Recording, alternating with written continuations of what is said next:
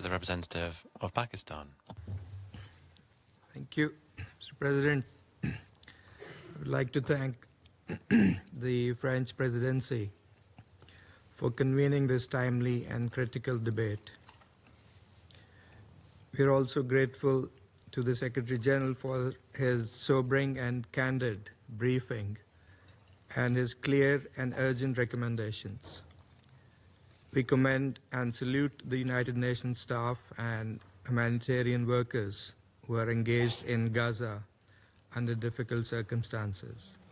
Mr. President, the tragedy unfolding in Gaza is without precedent, both in scale and in humanity. This is not merely a humanitarian crisis. It is the systematic destruction of a people and the erasure of a nation's right to exist. Israel's attack on Al-Ahli hospital earlier this month, the last major hospital providing critical health care, was a horrific massacre. The deliberate targeting of civilians and essential infrastructure, the use of starvation as a weapon, and the incineration of displaced families in tents. These are not collateral damages of war. They are methods of war. The occupying power's intent is unmistakable: to leave no space that is safe for Palestinians. These are acts of war crimes and ethnic cleansing. Israel's unilateral breach of the ceasefire agreement brokered by Egypt, Qatar, and the United States was a deliberate choice of return to war over diplomacy. This assault on Gaza is killing civilians at 4 times the rate of previous conflicts. Since hostilities resumed, nearly 2,000 more Palestinians have been killed, adding to the staggering death toll of over 52,000, among them more than 17,000 children. For over 7 weeks, Gaza has been under total siege. Food, water, and medicine have been blocked, plunging over 2 million people into famine. The World Food Programme has warned that supplies are exhausted. The United Nations now states plainly, Gaza is not at risk of famine. It is experiencing one. Even humanitarian convoys are being attacked with impunity. There must be accountability for these crimes and blatant violations of international law, including international humanitarian law. In the West Bank, we witness a parallel crisis: forced displacement, relentless settlement expansion, and daily violence. Over 40,000 Palestinians have been uprooted, the largest such displacement since 1967. Meanwhile, Israel continues its illegal annexation and occupation in blatant defiance of international law. Equally alarming and illegal is Israel's deliberate carving up of Gaza, where Israeli army has turned over 30% of Gaza into a so-called security buffer zone. That is unlawful usurpation of Palestinian land under the barrel of the gun. The scope of impunity, Mr. President, does not stop at Gaza or the West Bank.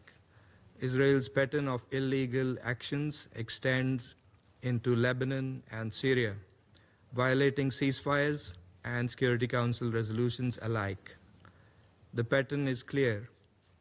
As long as the root cause, the illegal occupation of Palestinian and Arab lands, is ignored and not addressed, peace will remain an illusion. Mr. President, in the face of this gloom and devastation, the world must act. The status quo is untenable. What we need is not mere expressions of concern, not just ticking a box, as the Secretary General noted this morning, but decisive and collective action focused on 3 essential objectives. First, an immediate and permanent ceasefire. Without a ceasefire, there can be no protection of civilians, no humanitarian relief, no political process. Resolution 2735 must be fully and swiftly implemented. The ceasefire must extend to the West Bank, where violence is escalating. Every day of delay costs innocent lives, and the ceasefire must be permanent, because civilian lives on both sides cannot be negotiated in cycles of violence and destruction.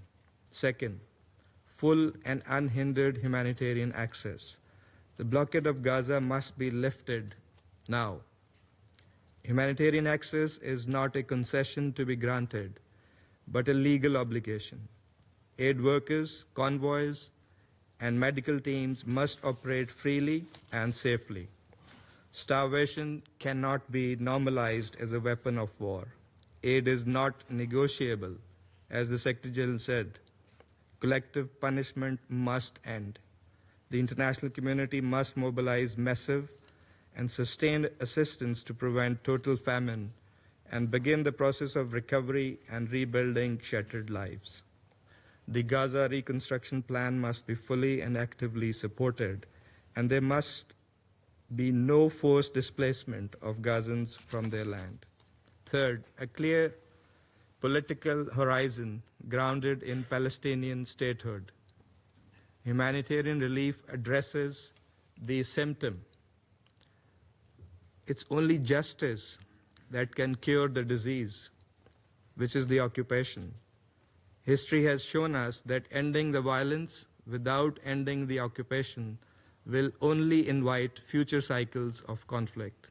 The Palestinian people deserve a credible and irreversible political path forward towards a sovereign, independent, and contiguous and viable state of Palestine based on the 1967 borders with Al-Quds al-Sharif as its capital.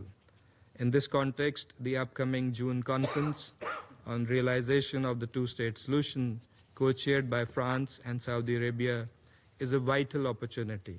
It must deliver tangible outcomes, a timeline for Palestinian statehood, a freeze and reversal of settlement expansion, concrete measures to protect civilians and holy sites, and full, equal, and rightful membership of Palestine in the United Nations.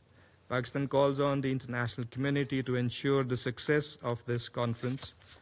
Let us make it a turning point, not another missed opportunity.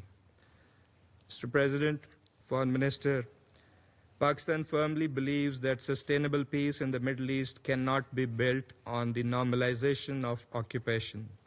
The world must come to terms with this reality. 75 years of failure have shown one immutable truth. Peace cannot coexist with occupation. Justice cannot thrive under apartheid. And stability cannot take root where millions remain stateless. The world knows what must be done, and I believe this Council itself knows what is the ultimate path to peace. Having endorsed the framework for pacific settlement of the Palestinian question in its various resolutions over the years, the only question that remains is whether there is the necessary will to do so. As echoed during yesterday's debate on refugees, there is an urgent imperative to address the root causes of conflicts.